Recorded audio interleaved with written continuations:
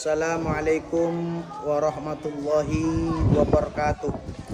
Kepada yang terhormat Bapak Ibu dosen penguji uji kinerja PPG dalam jabatan BIT 4 tahun 2026, semoga selalu dalam lindungan Allah Subhanahu wa taala. Perkenalkan, nama saya Ridwan, pengajar mata pelajaran fikih di Madrasah Ibtidaiyah Miftahul Ulum, lokasi di Desa Bira Barat, Kecamatan Ketapang, Kabupaten Sampang, Provinsi Jawa Timur. Sekaligus mahasiswa pendidikan profesi guru BIT 4 dalam jabatan tahun 2026 di LPTK Universitas Islam Negeri Mataram dengan nomor peserta 205436186180001. Pada kesempatan kali ini saya akan membagikan video praktek pembelajaran untuk memenuhi uji kinerja PPG dalam jabatan BIT 4 tahun 2026 dengan nomor induk mahasiswa 25011113729.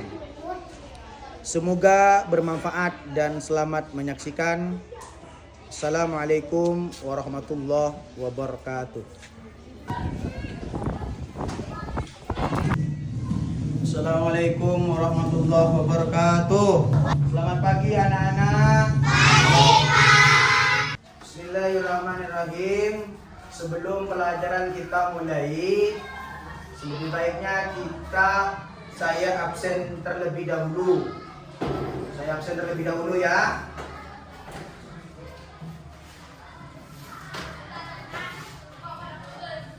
Coba Ahmad Syakur, Wahyudi, Mukhlis, hanya satu orang ya. Jadi anak-anakku sekalian, alhamdulillah pada kesempatan kali ini sudah bisa dikatakan 99% untuk hadirnya di materi ini. Anak-anakku sekalian, perlu diketahui bahwa pada materi kali ini adalah materi mata pelajaran fikih, yaitu dengan tema azan dan iqamah. Seperti sebelum-sebelumnya yang sudah kita pelajari bersama. Anak-anakku sekalian, perlu diketahui bahwa pada saatnya nanti kita akan memahami tujuan daripada pengertian daripada azan dan iqamah. Bisa dipahami? Yaitu bagaimana kalian bisa tahu, paham terhadap pengertian azan dan iqamah. Apa yang dimaksud daripada azan? Misalnya, yang dimaksud daripada azan, kita akan belajar tentang azan dan iqamah. Anak-anakku sekalian, pengertian dan hukum daripada azan dan iqamah.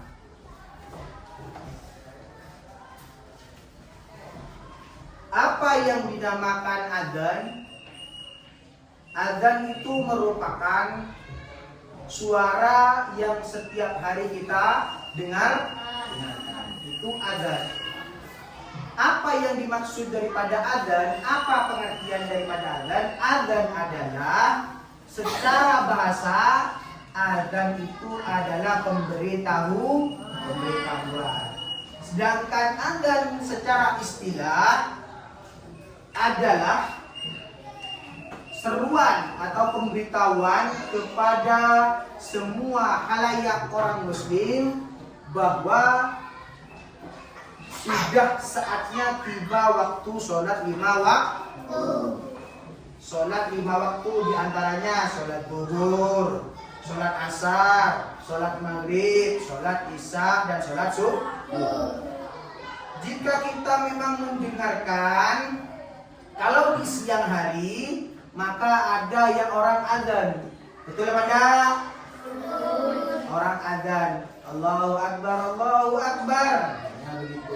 Itu adalah memberitahu kepada kita semua sebagai orang muslim untuk tahu waktu tibanya sholat.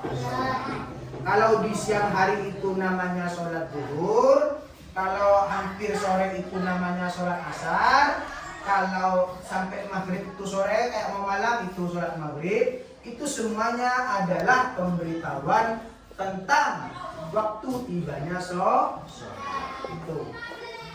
Selain daripada itu, kita harus memahami bahwa tujuan setelah kita memahami terhadap pengertian azan, maka sekarang kita harus tahu tujuannya. Harus tahu bagaimana tujuan azan. Apa tujuan azan? Setelah kita mengetahui pengertian azan, maka sekarang kita harus tahu tujuan azan.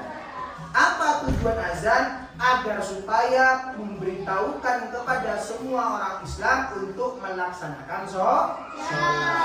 Itu termasuk tujuan daripada azan. Kemudian yang perlu dipahami anak-anakku sekalian, nanti ada yang praktek ke depan.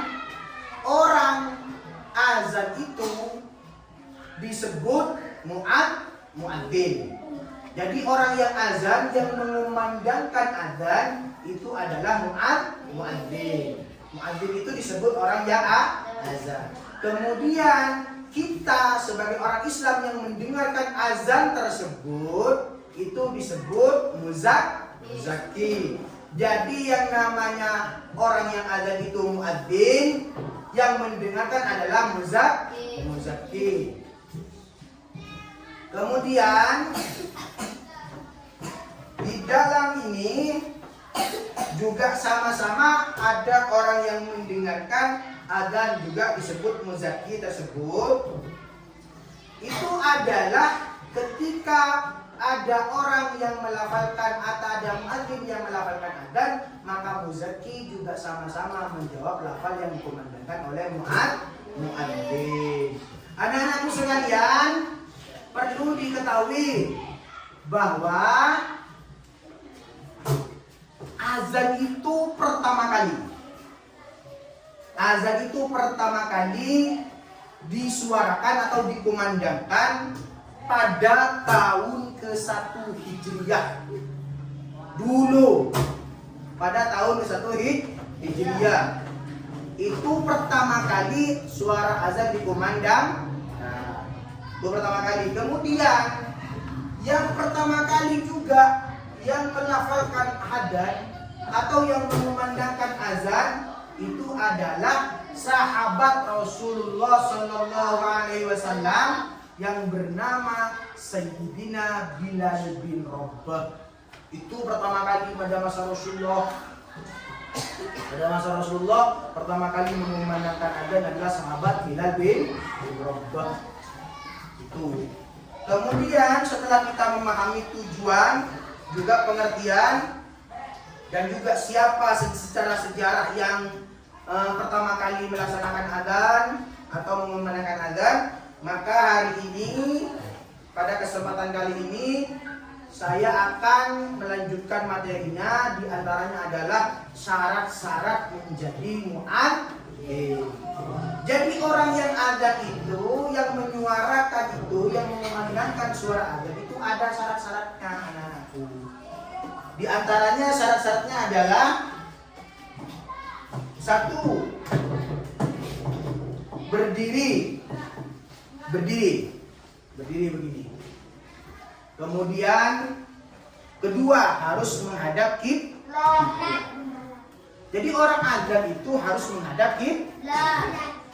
Setelah itu, setelah menghadap kiblat, di antaranya lagi bagaimana ketika menyuarakan mengumandangkan azan, dua tangan dua jari ini harus masuk di telinga kanan dan kiri. Ini di antaranya. Syarat-syarat muadzin, bagaimana ketentuan orang yang azan itu, pertama harus berdiri. Kemudian kedua harus menghadap kiblat. Kemudian ketiga harus meletakkan dua jari kanan dan kiri ke telinga kuping kanan dan kiri. Itu. Kemudian diantaranya lagi setelah itu ada yang namanya menyuarakan azan itu, ketika azan itu harus diperjelas suaranya, ya, nyaring. Apa tujuan nyaring azan tersebut? Agar supaya orang itu mendengar, agar supaya tercapai tujuan daripada muadzin yang menyuarakan azan, sehingga orang yang ada di sekitarnya betul-betul mendengar dan langsung melaksanakan sholat. Itu diantaranya. Kemudian melambatkan bacaan dari tiap-tiap lafaz azan, bukan cepat-cepat istilahnya. Bukan begitu, tapi diperlambat untuk mengucapkan kalimat lafaz azan. Kemudian menyuarakan azan itu dengan makhraj yang fasih. Jadi lafaz daripada azan itu anak-anakku harus fasih. Hurufnya, makhrajnya harus fasih. Allahu Akbar, Allahu Akbar. Ya begitu. Paham anak-anakku? Kemudian setelah itu harus bagaimana kalian baliw. Baliw. Orang muslim yang baliw merupakan ketentuan yang bisa menjadi muadzin. Yang paling penting adalah bagaimana kalian orang Islam laki-laki tidak boleh perempuan. Jadi muadzin itu, orang yang azan itu harus laki-laki, tidak boleh perempuan. Karena ketentuan syariat bahwa orang yang menjadi muadzin atau orang yang azan itu harus laki-laki.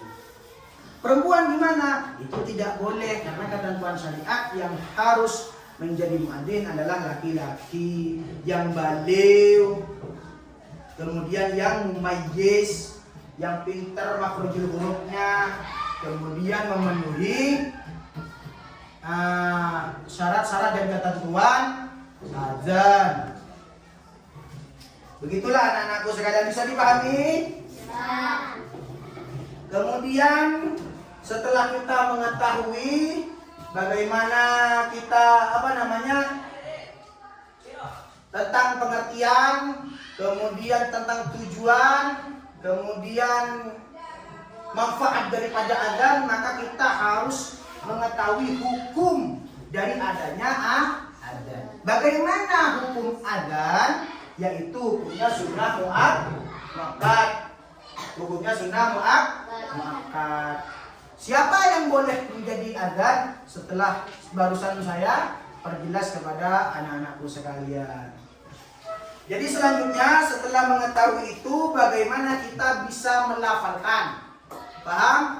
Bisa melafalkan. Apa lafaz-lafaz azan? Di antaranya ini. Lafaz-lafaz azan yang perlu kita ketahui bersama. Lafaz-lafaz azan itu bisa dilihat di depan ini. Ini merupakan lafaz-lafaz azan. Contoh, Allahu Akbar, Allahu Akbar. Itu dibaca dua kali. Seperti yang pernah saya barusan jelaskan bahwa orang yang azan itu disebut muadzin. Orang yang mendengarkan seperti kita yang ada di luar itu namanya muzakkir.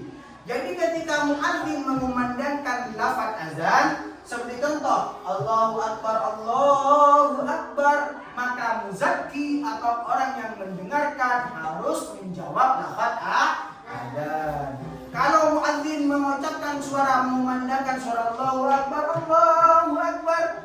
maka muzakki harus juga menjawab dengan lafaz Allahu Akbar, Allahu Akbar. Anak-anakku, ini merupakan lafaz awal dari adzan. Apa? Lafaz awal dari adzan itu adalah dua kalimat takbir, Allahu Akbar, Allahu Akbar. Apa arti daripada Allahu Akbar, Allahu Akbar adalah Allah Maha Besar. Allah Maha Besar.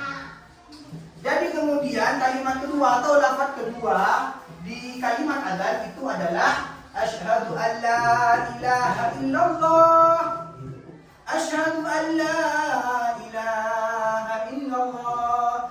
Ini adalah kalimat atau lafaz adzan kedua setelah takbir. Apa? Sama dengan yang tadi. Kalau muadzin mengucapkan kalimat asyhadu an la ilaha illallah, maka muzakki atau yang mendengarkan suara muadzin harus sama-sama mengucapkan dengan menirukan kalimat syahadat. Asyhadu an la ilaha illallah, maka jawabannya muzakki adalah asyhadu an la ilaha illallah.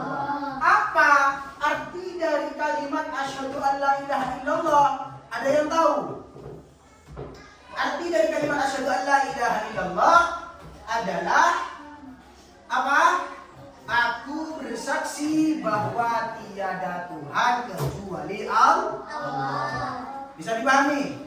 Arti dari kalimat asyhadu an la ilaha illallah, siapa yang tahu?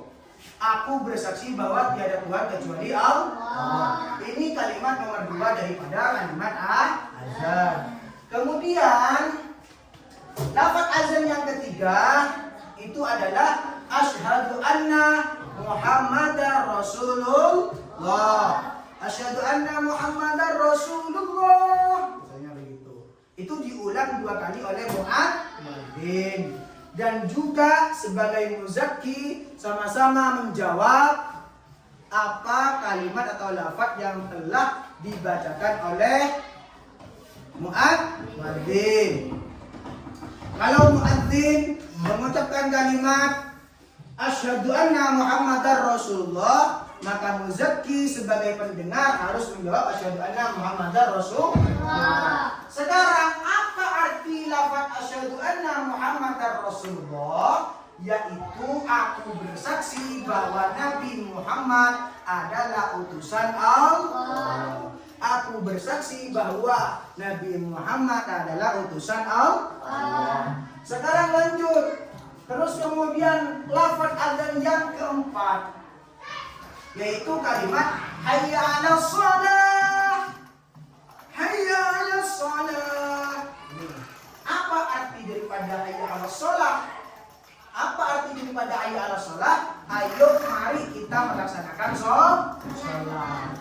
Jadi panggilan jiwa kepada semua insan yang beragama Islam, kalimat panggilan hayya 'alas shalah, ayo mari kita sholat. Itu kalimat lafaz adzan yang keempat.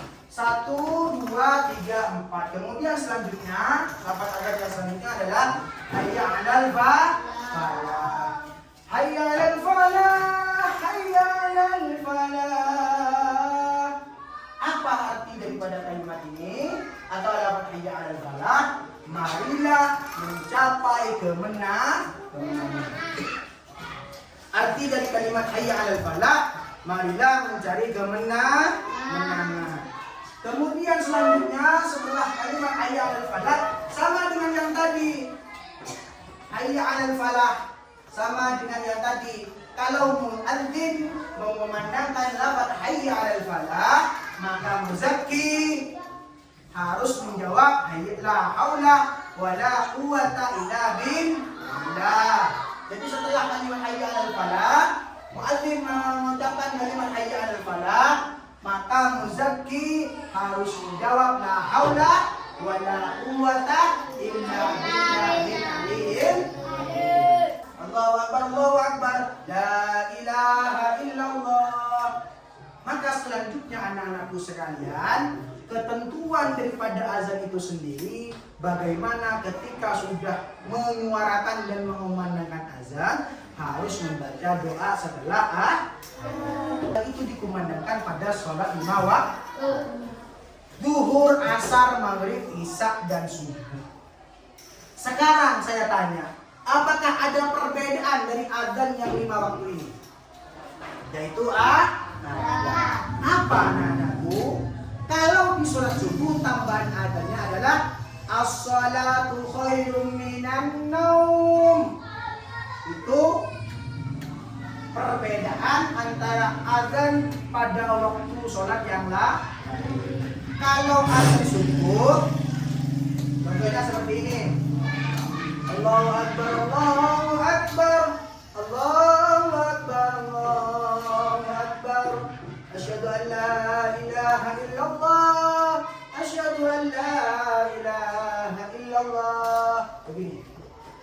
Asyhadu anna Muhammadar Rasulullah, asyhadu anna Muhammadar Rasulullah. Hayya 'alas shalah, hayya 'alas shalah, hayya 'alal falah, hayya 'alal falah. As-salatu khairum minan naum, as-salatu khairum minan naum. Allahu Akbar, Allahu Akbar, la ilaha illallah. Itu merupakan perbedaan tambahan dari azan sholat waktu yang lain. Anak-anakku sekalian, mungkin sampai di sini dulu terkait pengertian daripada azan dan juga pemahaman daripada azan itu sendiri. Sekarang Bapak akan memberikan tugas kelompok kepada kalian.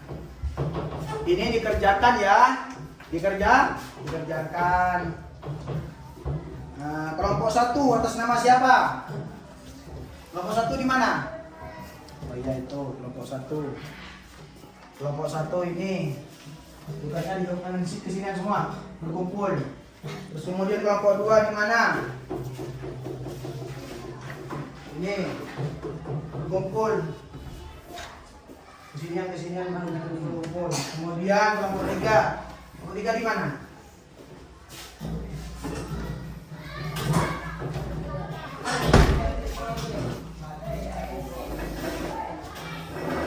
Itu kemudian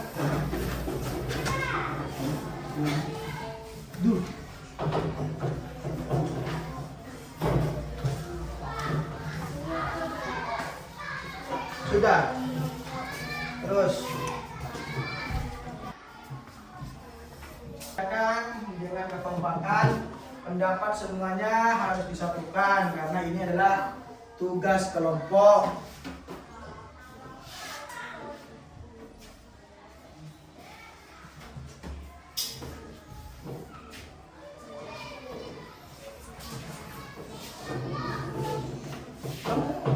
Lihat ini tugasnya, coba ini isi nanti. Kemudian maju ke depan untuk mengerjakan, untuk menjelaskan tugas yang telah Bapak berikan.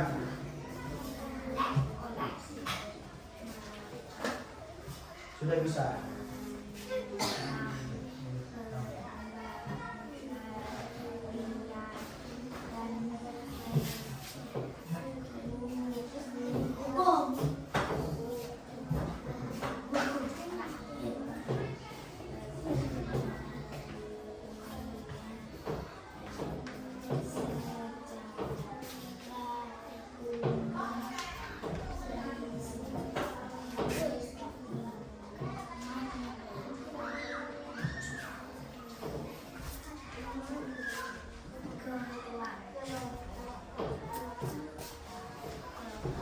Sudah selesai. Nah, sekarang anak-anakku sekalian, coba saya minta dari kelompok 3 untuk maju ke depan menjelaskan tugas yang telah Bapak berikan. Coba maju ke depan ke sini. Dan yang lain Bapak dengarkan juga kembali ke tempat masing-masing sesuai dengan kelompoknya. Yang kelompok 3 di mana? Coba hadap ke depan untuk bagaimana tugas yang telah Bapak berikan. Dibacakan.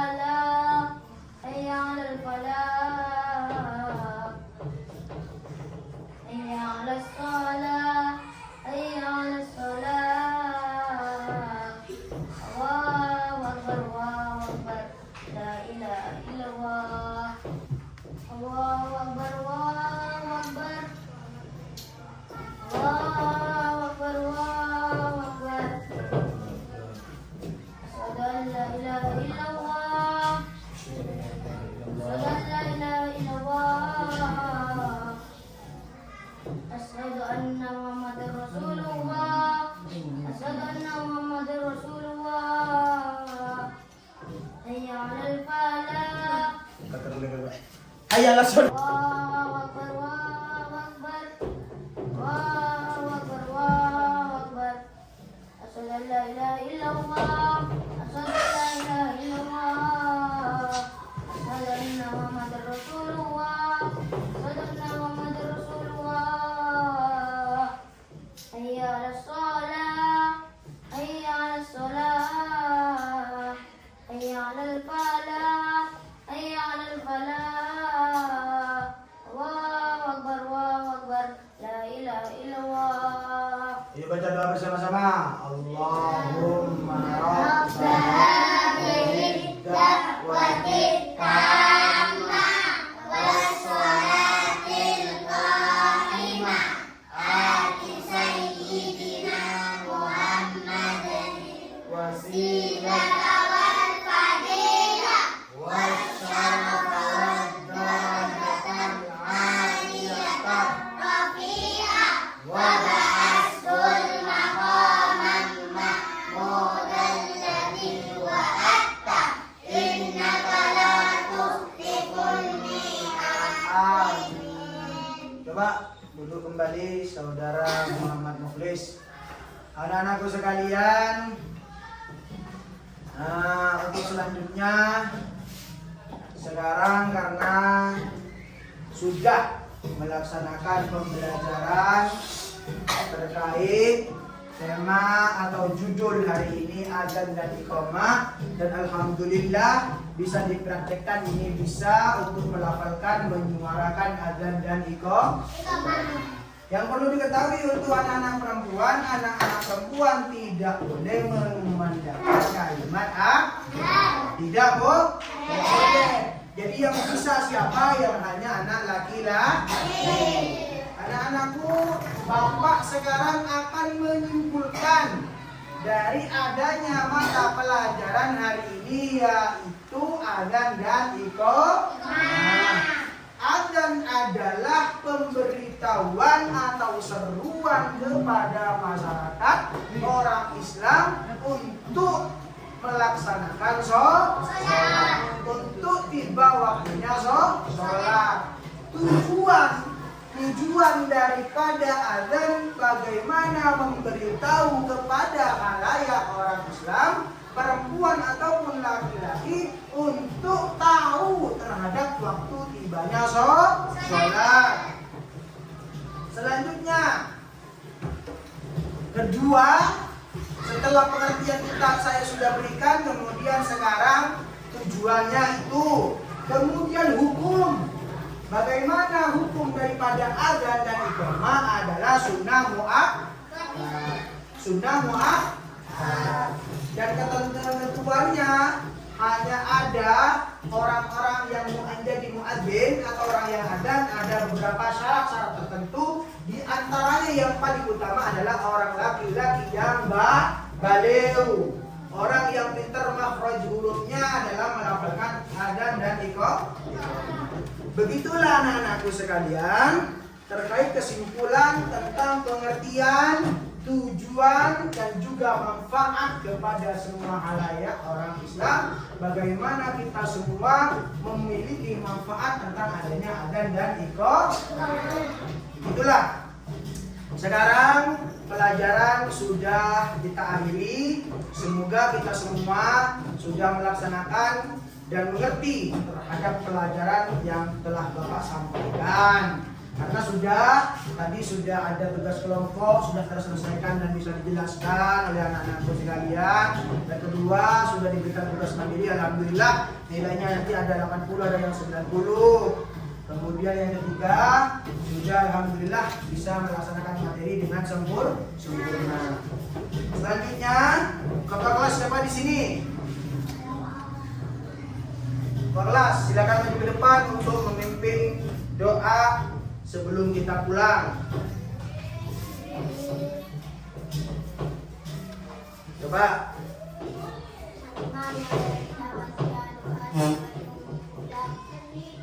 Bismillahirrahmanirrahim.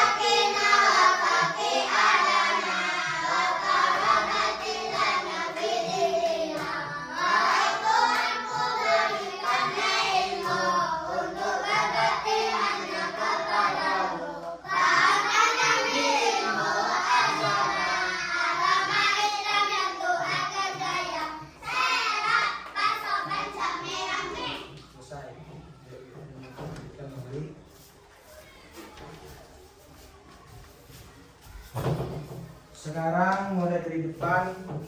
Kalau dari siapa namanya? Mutmainnatul Jannah, silakan pulang. Kemudian Nahul Nisa. Lanjutkan dengan Yudi. Yo, selanjutnya.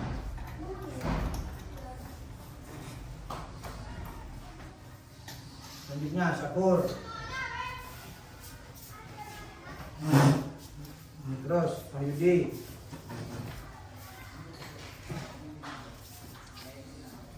Selanjutnya Nita Safitri.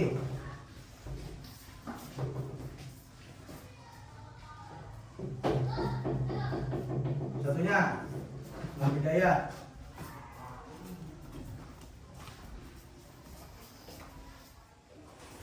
Assalamualaikum warahmatullahi wabarakatuh.